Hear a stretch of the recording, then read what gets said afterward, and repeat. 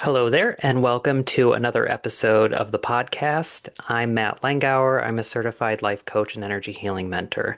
And today I'm going to be talking about personal growth through self-love. And at the time of this posting, it is the solar eclipse in Leo. So, eclipse seasons occurring about every 6 months or so have a way of reminding us that there are bigger changes at work in the universe. And the only way to really work through them is to surrender to the process. With a lot of the moon phases, especially in my moon meditation emails, I talk a lot about working with the energy and manifesting or releasing.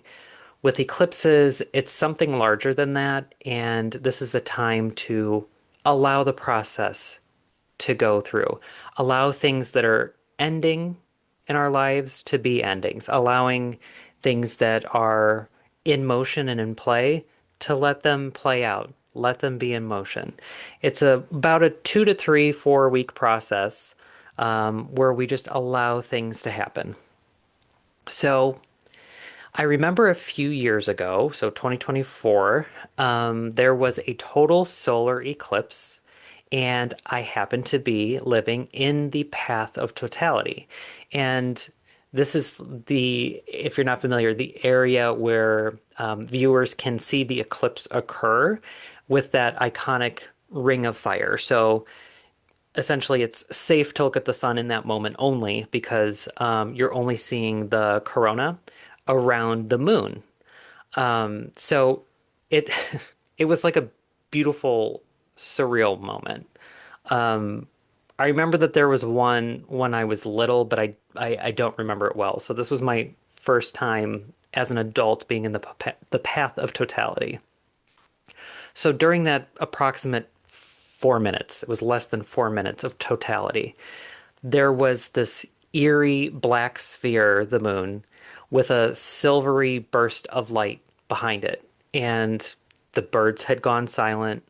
And when you spun around, you could see what looked like a 360-degree sunset all around. That dusk sense that you get when the sun is going down in the horizon, it was 360. And this was happening at like 3 in the afternoon. So it was just quite a view, very interesting. And if you weren't aware, eclipses occur because the path of the moon and the sun cross at 2 points twice a year. And for the rest of the year, the path of the moon is either a little higher or a little lower than the sun. So that's why we don't get eclipses every new and full moon. So spiritually, we can look at this conjunction like it's the divine masculine, which is the sun, and the divine feminine, which is the moon. And those two coming together is like a balance of yin and yang, and really powerful shifts are occurring. And whether we manifest them or not, these energetic shifts will like shake shit up, basically. It's going to shake shit up. And it's not chaos. It's not for the sake of chaos. That's not what's happening. It's for the sake of rebalancing. It's for the sake of a very divine moment of writing paths or almost nudging us, a spiritual nudge, a spiritual intervention to get us back on a path that we chose to come into this life with. Almost a divine intervention to push us along to our divine purpose. So we can truly be grateful for this energy. It's not always beautiful and wonderful as we're experiencing it, but on the other end of it, we're like, wow, did I go through some stuff to really get to where I am today? So, what happened to me the year that I watched this eclipse occur, like unknowingly, around that time, I went into a breathwork session. So, breathwork is a very powerful tool. And I'm not just talking about like deep breathing, I'm talking about a rhythmic, intentional pattern of these breaths that bring your body and your mind almost into an altered state for a sustained amount of time, like 40 minutes or so. Like not completely in that state for 40 minutes, but the process itself, taking about 40, 45 minutes. Um, so as you're taking these sharp, deep breaths, the body believes that you're in danger because you're activating that panic, the hormones of panic. Um, and so you start to get dizzy, and that's your body telling you, you need to sit down, you need to shelter in place, you need to chill out because you're going to faint. That's what's going to happen. But you're tricking your body into this altered state. And you're already lying down when you're doing this, so you just relax and you just push through. You just keep going. So, as time passed during this breath work, I began to feel tingling in my nerve endings. And that quickly spread to the point where it felt like my whole body was vibrating. Like it was almost uncomfortable until you remember, like, there's nothing in the physical world that is harming me right now. This is just sensation. That's all it is. And the facilitator is talking to you through the whole process and keeping you calm. And of course, if at any moment you can be brought, de-escalated. Um, so like it got to the point where like my fingers were curling in contraction and it was so hard to like pull them apart. Um, and I could hear the emotional release from people around me that were just bursting into tears or screaming through it. I was not having that kind, there were tears, but I was not having that kind of emotional outburst. Um, but the state that our bodies were put in, it really loosened up the control mechanisms that we put into place to protect us from trauma or perceived trauma, perceived harm. And after the facilitator brought us back into a normal breathing pattern, it took about 10 minutes, for that vibration feeling to stop entirely. But I sat up and we were invited to speak if we wanted to. I could not get any words out, so I chose not to speak in front of the group, but the words that I could get out and felt compelled to say in that moment was, I love you, directed to me. I have never in my life said that about myself and actually meant it. And I knew that as I was saying it. I'm like, I normally don't mean this, but I think I mean it. I do mean it. I mean it. I love you. I love myself. And I was 41 years old. It took that long. 41 years old after a powerful eclipse in my own sun sign of Aries. And, Aries rules the first house, which is the house of personal identity. You don't need to know anything about astrology, but just that's very impactful because that had absolutely everything to do with that breath work I just did. I was releasing false notions of my identity and even embracing the imperfections, perceived imperfections about my identity, um, and just loving all of it. Like the mess of it, the inconsistency of it, just embracing and loving all of it, like no questions. I was able to say I love myself. Full stop. Radical self-love. That's what I like to call it. So unconditional, no qualifiers, just radical self-love. And from this point on, many things started to shift in my career path, in my love life, friendships, spiritual practices, and best of all, I began embracing my authentic self. And when I say shifts, I don't mean everything got amazing and better and smooth. Many of those things ended. Many of those things were highlighted. Many of those things had patterns I started noticing, and I thought, for someone who loves themselves, why am I letting this keep happening to me? That's unacceptable to someone I love. So I had to start making changes in order to be authentic and to practice that self-love.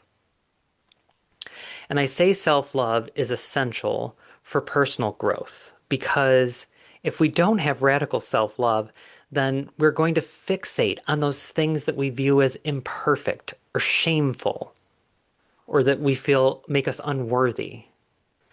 And breathwork was my moment that shook me to my core. I knew in that moment something much bigger than just loving myself was actually happening. By breaking down those barriers, I knew I was opening up space for bigger and better things to come into my life. I was clearing out a rocky, debris-filled road to make the path of walking a little easier, a little more straightforward. So without self-love, I would still be walking that path, but I would have maybe been stalled or detoured or blocked by beliefs that I didn't deserve the insane upgrades and amazing things that were coming into my life, the opportunities that were showing up. And they're still coming today. And I'm still struggling today. Not struggling in the sense of like every moment is horrible, struggling in the sense of, you know, those old patterns still come up. But I'm not saying breath work is what you need to do to get here or that it's for everyone. Certainly, if you're medically cleared for it, then it's an insanely healing practice. I do recommend it. But another healing practice or life event may guide you to the same place, that same moment of radical self-love. And then you have to carry on that practice. You have to carry it on. It brings you to a place where you're much less hard on yourself.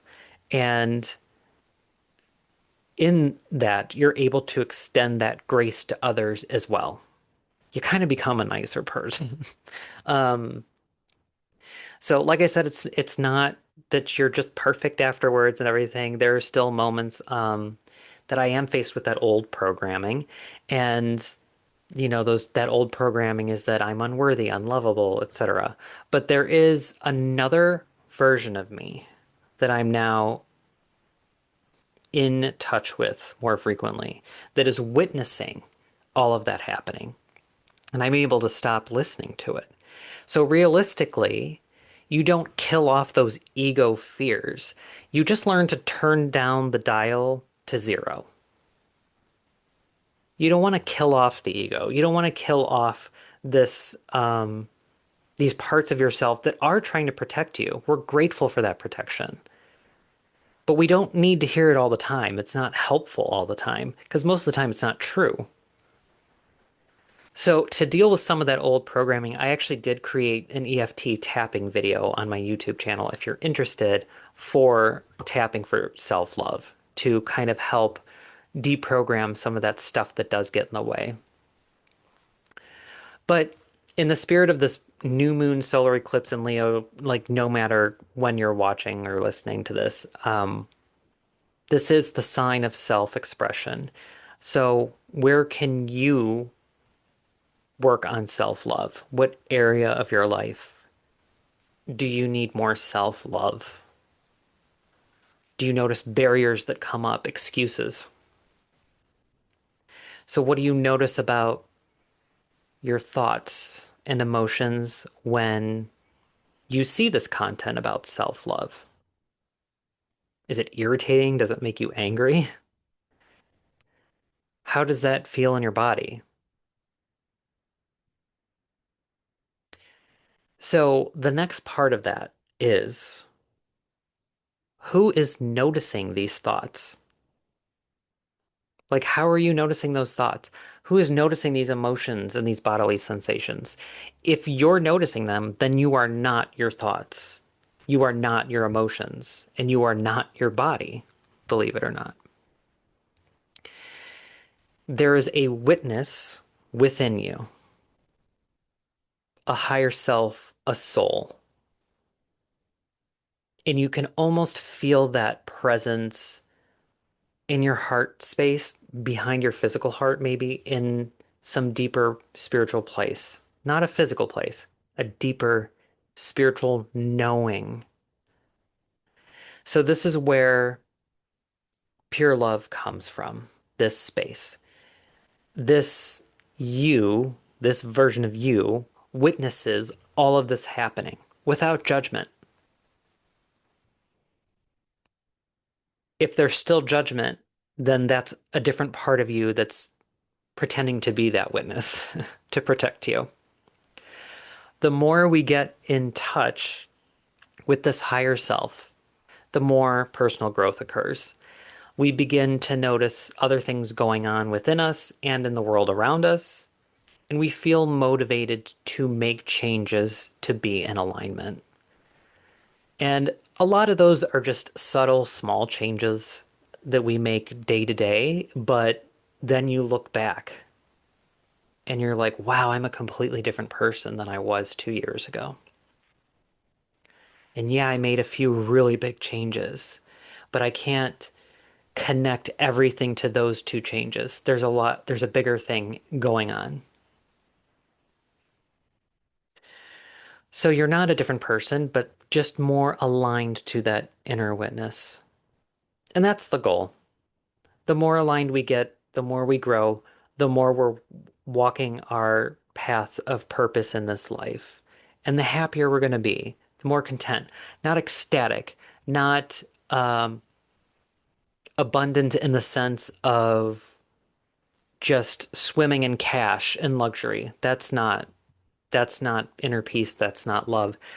I'm talking about sufficiency and being more than content, happy, joyful, and life doesn't feel exhausting.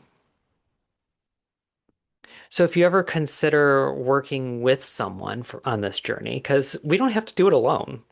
That's the best part. We don't have to do this alone. That inner witness is connected to everyone else's inner witness, which is why when we start to love ourselves, we start to love and have compassion for others, because it's that same spark that is in everyone else. Um, Life coaching is a great place to start. You set the goal, and a coach like me will help you navigate to reach that goal.